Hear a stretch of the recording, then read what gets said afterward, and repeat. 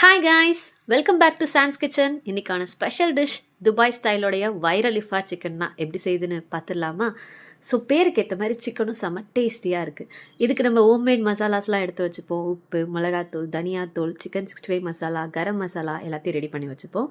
And நம்ம வாங்கின ஃப்ரெஷ்ஷான அந்த பிரஸ்ட் பீஸ் சிக்கனையும் நல்லா கீறிட்டு அதை நல்லா இடித்து எடுத்து வச்சுப்போம். இப்போது முக்கியமாக நம்ம இதை மசாலாஸ் கோட் பண்ணுறப்போ நல்லா மேரினேட் ஆகிருக்கணும், அப்போ தான் டேஸ்ட் நல்லாயிருக்கும். ஸோ இஞ்சி பூண்டு விழுது நம்ம கையில் இடித்து எடுத்துக்கிட்டு இப்போ இந்த மசாலாவெல்லாம் மேரினேட் பண்ணிடலாம். ஸோ நான் எப்பயும் சொல்கிற மாதிரி கேர்டை நீங்கள் நிறைய ஆட் பண்ணுறப்போ சிக்கன் ரொம்ப சாஃப்டாக ஃப்ளஃபியாக இருக்கும். ஸோ கேர்டு ஊற்றி நம்ம நல்லா மிக்ஸ் பண்ணிவிட்டு ஒரு மசாலா கன்சிஸ்டன்சி வந்ததுக்கப்புறமா நம்ம அப்படியே ஃப்ரெஷ்ஷாக இருக்கிற சிக்கன் மேலே அப்ளை பண்ணிட வேண்டியதான். ஸோ எல்லா சைட்லேயும் படுற மாதிரி அப்ளை பண்ணிங்கன்னா தான் நமக்கு டேஸ்ட்டும் நல்லா பக்காவாக கிடைக்கும். மசாலாவை நம்ம நல்லா ப்ராப்பராக அப்ளை பண்ணுறப்போ தான் இது ஒரு பிபிக்யூ ஸ்டைலில் கிடைக்கும். அதனால் மசாலாவை நல்லா கோட் பண்ணி 20 மினிட்ஸ் அப்படியே மேரினேட் பண்ணி க்ளோஸ் பண்ணி வச்சிடலாம். லைட்டாக லெமனை ஆட் பண்ணி ஸோ அதுக்குள்ளே நம்ம மெயின் மேட்டரான க்ரீமை ரெடி பண்ணிவிடுவோம். இதுக்கு நான் ஹட்சனுடைய பட்டர் சீஸ் எடுத்துருக்கேன், கொஞ்சமாக பால் எடுத்துக்கலாம், அண்டு 2 பாயில்டு எக்ஸ் எடுத்துக்கலாம். பாயில்டு எக் போட்டு பண்ணுறதுனால இது ரொம்ப ஹெல்த்தியாக இருக்கும். லைட்டாக சுகர் அண்ட் கொஞ்சம் மிளகு, இது எல்லாத்தையுமே எடுத்து நம்ம ஒரு மிக்சியில் போட்டு ஒரு கிரைண்ட் பண்ணிக்கலாம். அப்படி இல்லைனா நீங்கள் வெளியில் கூட மயோனஸ் ஆர் க்ரீம் வாங்கிக்கலாம். பெட்டர் நம்ம எப்பயுமே கையில் செய்கிறப்ப தான் அதோட டேஸ்ட் இன்னும் சூப்பராக கிடைக்கும். ஸோ க்ரீம்க்கான எல்லா இன்க்ரீடியன்ஸும் எடுத்து வச்சுக்கிட்டு ஸ்டார்ட் பண்ணிட வேண்டியதான். ஸோ 2 பாயில்டு எக்ஸ் எடுத்துக்கலாம். நம்ம எக் ஒயிட்டும் எடுத்துக்கலாம், யோக்கும் எடுத்துக்கலாம். அது கூடவே நம்ம கொஞ்சமாக மில்க் ஆட் பண்ணிக்கலாம்.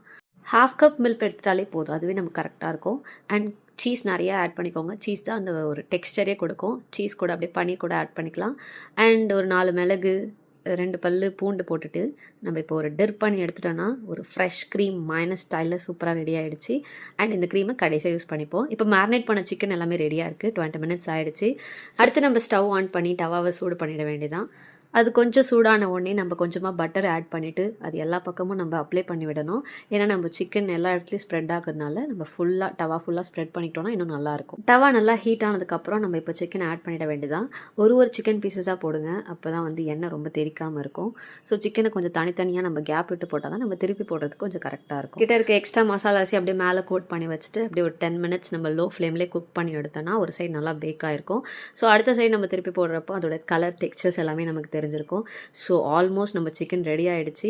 அண்ட் சைட் பை சைடு எங்கள் அம்மாவும் அவங்களோட ஆத்தென்டிக் ஸ்டைலில் இந்த சிக்கன் குழம்பு வச்சுட்டாங்க. ஸோ பார்க்கவே ரொம்ப எம்மியாக இருக்குல்ல.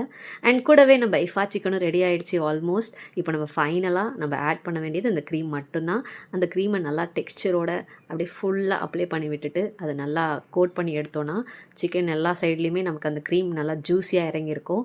அண்ட் ஃபைனலாக ஒரு 10 மினிட்ஸ் ஒரு லிட் போட்டு மூடி வச்சிட்டிங்கன்னா வைரலான இந்த இஃபா சிக்கன் இஸ் ரெடி. இன்னும் எதுக்கு வெயிட்டிங்? Happy eating. கண்டிப்பாக நீங்களும் ட்ரை பண்ணிவிட்டு எப்படி இருக்கு